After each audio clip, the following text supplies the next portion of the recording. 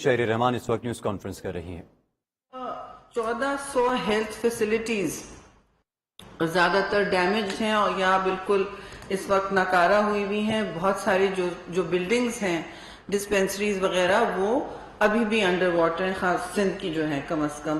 اور 8.2 ملین لوگ WHO کے یہ فگرز ہیں، ان کو ارجنٹ ہیلتھ کیئر کی ضرورت ہے، جس میں 4% زچگی کے عالم میں ہے، پریگننسی کے عالم میں ہے۔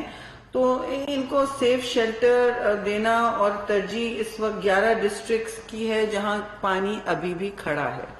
11 ڈسٹرکٹ سندھ کے پانی کھڑا ہے جی، یہ بیکاز موسٹلی سی لیول کے، اور وہاں کبھی اتنی بارش ہوئی نہیں ہے، بلکہ یہ علاقے منتظر ہوتے تھے بارش کے۔ شیلٹر جتنے بنے جی 6 لاکھ لگ بھگ بن چکے ہیں، اور ابھی 7.9 ملین کو ابھی بھی امداد کی ضرورت ہے۔ تو ہم نے فلیش اپیل جنیوا میں کی ہے، میں نے کہا آپ کو اس کا بھی بتا دیں، وہاں بہت اچھا ریسیپشن ہوا، لوگوں نے بہتوں کی آنکھیں نم بھی ہو گئیں۔ لیکن اس وقت ہر ملک میں آلموسٹ چھوٹا موٹا کلائمیٹ ایونٹ یا یوکرین کے حوالے سے ان کے وسائل سٹریچڈ ہیں۔ 9.4 ملین 9.4 ملین کراپس ہمارے ڈیمیج ہوئے ہیں۔ یہ تو FAO کے فگرز ہیں، جو انٹرنیشنل ایجنسی ہے فوڈ اینڈ ایگریکلچر کی، اور اس حوالے سے 14.6 ملین لوگ متاثر ہوں گے فوڈ اینڈ ایگریکلچر کرائسس سے ڈائریکٹلی۔ یہ نہیں کہ ملک کے امپورٹ بل پر دوسرا اثر پڑے گا، کیونکہ سندھ کا کاٹن کراپ بالکل ختم ہو گیا ہے جی، اور آدھا زیادہ ابھی ربی کراپ جو ہے، سوئنگ سیزن آ رہا ہے ویٹ کا، اس میں بھی لوگ متاثر ہوں گے۔ ان آفٹر شاکس میں 15.4 ملین لوگ بالکل غربت کی لکیر کے نیچے اور مزید آئیں گے۔ 15.4 ملین لوگ غربت کی لکیر کے نیچے پھر گریں گے۔ اس میں سے 7.1 ملین کو ٹارگٹ کیا گیا ہے فار نیوٹریشن کی سخت ضرورت ہے، یعنی ان کو بھرپور نیوٹریشن پھر بھی ایڈ کے بجائے پھر بھی ملنی پڑ رہی ہے۔ تو UN نے 3.9 ملین کو ٹارگٹ کیا ہے، 3.9 ملین کو، کہ ان کے لیے اسکیل اپ نیڈز ہوں گی جو ایکیوٹ میل نیوٹریشن کا سامنا کر رہے ہیں، خاص طور سے بچے اور خواتین، جو 70% ہیں افیکٹڈ، متاثر، ٹوٹل متاثر پاپولیشن کا 70% بچے اور خواتین ہیں جی۔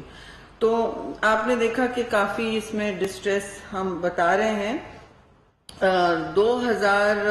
آلموسٹ 300 ملین PKR 65 بلین پہنچ چکے ہیں، ارب 70 ارب میں سے منتقل ہو چکے ہیں سارے افیکٹڈ ہاؤس ہولڈز تک جو آئیڈینٹیفائی ہوئے تھے بے نظیر انکم سپورٹ پروگرام کے ذریعے۔ وہ کیش منتقل ہو چکا ہے، which is $298 ملین میں 298 ملین ہے، اور پاکستانی روپے میں 65 بلین۔ تو یہ 2.6 ملین لوگوں کو متاثر پاپولیشن سے مل چکا ہے۔ جہاں تک اکنامک ٹرمز کی امپیکٹ کی بات ہے جی، اس میں رائس، کاٹن، شوگر کین بہت ڈائریکٹ لاس ہوگا، اور ایسٹیمیشن ہے کہ کاٹن کا سب سے زیادہ ہوگا، شوگر کین کا بھی ہوگا، بٹ رائس کا بھی ہوگا۔ تو یہ سارے ہمارے کیش کراپس بھی ہیں اور لوکل پاپولیشن کو بھی یہ فیڈ کرتے ہیں، لائف سٹاک کا بھی مسئلہ ہے۔ تو یہ سارے مسئلے ڈائریکٹ امپیکٹ لانگ ٹرم ان کا ہوگا جی۔ تو اب یہ اعداد و شمار کے ساتھ میں آپ کو بتا رہی ہوں کہ صورتحال ایسی ہے کہ ابھی بھی جہاں جہاں پانی کھڑا ہے، یہ بتایا گیا ہے کہ سندھ نے سب سے زیادہ ڈیمیج سسٹین کیا ہے ہر انڈیکیٹر میں۔ 79% کراپ سندھ کے سارے مجموعی طور پر ختم ہو گئے ہیں جی۔ اس میں بلوچستان 53% اور 15% پنجاب، 14% KP اور 25% AJK کے لاسز ہیں۔ یہ کراپ لاسز ہیں جو ہمارے لیے بہت اہم ہے، لوگوں کے لیے لائف سٹاک اور کراپ لاسز بہت زندگی پر اہمیت کے متحمل ہے، اور پاکستان کے امپورٹ ایکسپورٹس کے لیے بھی۔ اب میں نے پھر سے آپ کو کہا کہ 9.4 million acre standing crops FAO کے مطابق ختم ہو گئے ہیں جی، بیکاز یہ پانی کے زیر آب آ گئے تھے.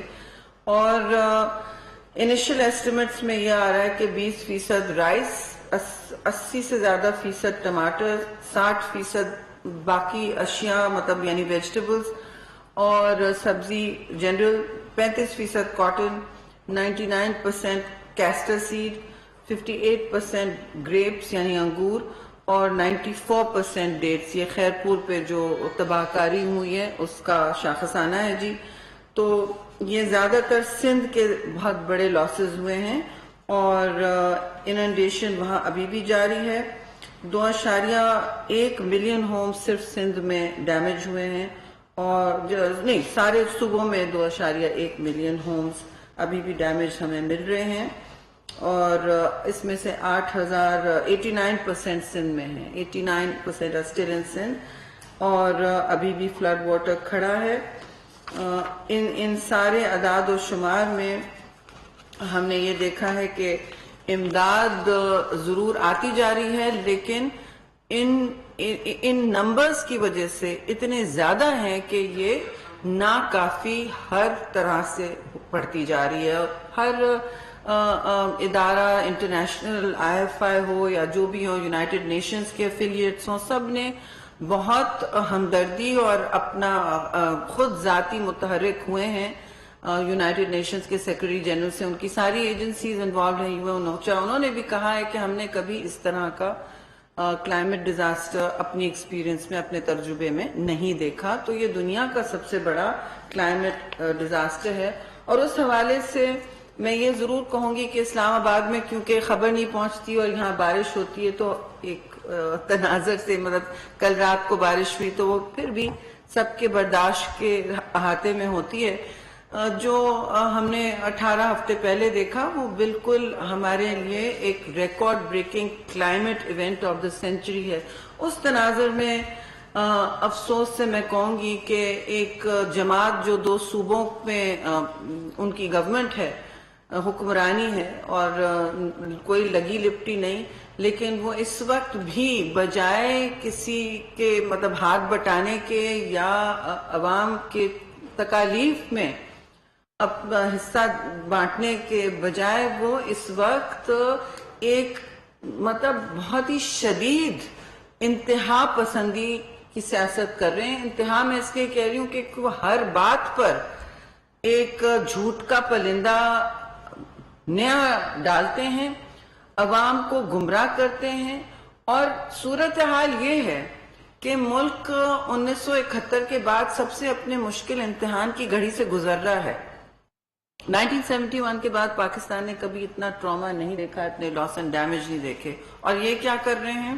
یہ ہمارے عوام کو، خاص طور سے نوجوان نسل کو لانگ مارچز پر آمادہ کر رہے ہیں. لوگوں کو جا جا کے اپنے جہاں حکمرانی ہے صوبوں میں حلف لے رہے ہیں اور بڑا خطرناک سا حلف لیتے ہیں، وہ جو وائمار جرمنی میں لیا جاتا تھا.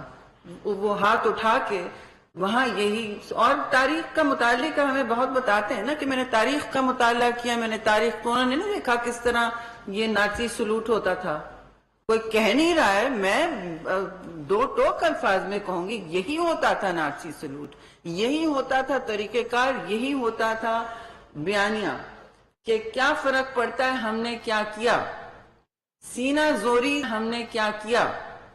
سینہ زوری کا ایک نیا سٹینڈرڈ اسٹیبلش ہوتا تھا روز. This was Hitler. اور وہ کہتے تھے، لوگ کہتے تھے یہ تو مقبول ہیں. تو مقبولیت ان کو کہاں لے گئی، ان کے ملک کو کہاں لے گئی، اور پاکستان اور ساری دنیا کی حیوانیت سامنے لے آئی. اب آپ دیکھیے کہ اس وقت وہ کہہ رہے ہیں کہ میں چاہتا ہوں، اور روز جلسہ کر رہے ہیں، چھوٹے جلسے ہو رہے ہیں، لانگ مارچ میں لوگ آمادہ نہیں ہو رہے ہیں تو حلف لے لے کے ان کو کرے کہ آپ آئیں. اور آ کے کیا کریں؟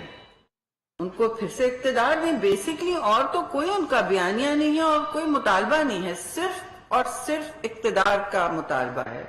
اور وہ الیکشن کی انہوں نے اس میں کہا ہوا ہے، اس میں ڈھالا ہوا ہے، اور انہوں نے دوسروں کو چور کہا. دوسروں کو چور کہتے کرتے خود توشہ خانہ کیس میں پھنس گئے، دوسروں کی منی لانڈرنگ پر الزام لگاتے لگاتے خود ووٹن کرکٹ کیس میں آپ نے دیکھا ہے وہ کرکٹ کس لیے کھیلا جاتا تھا؟ وہ چیریٹی کے لیے کھیلا جاتا تھا، چیریٹی فنڈ ریزر تھا وہ. تو آپ لوگوں کے لیے آپ خیرات لے رہے ہیں اور خیرات کا پیسہ کہاں پہنچا وہ بھی ساری منی ٹریل چھپی بھی ہے، وہ ثابت نہیں ہو پائی. ہر طرف ان کی چوری کے اس وقت ایویڈنس سامنے آئے، شواہد سامنے آئے ہوئے ہیں، لیکن سینہ زوری اتنی ہے کہ کہتے ہیں کہ ہم سائفر میں بھی ایک انہوں نے سائفر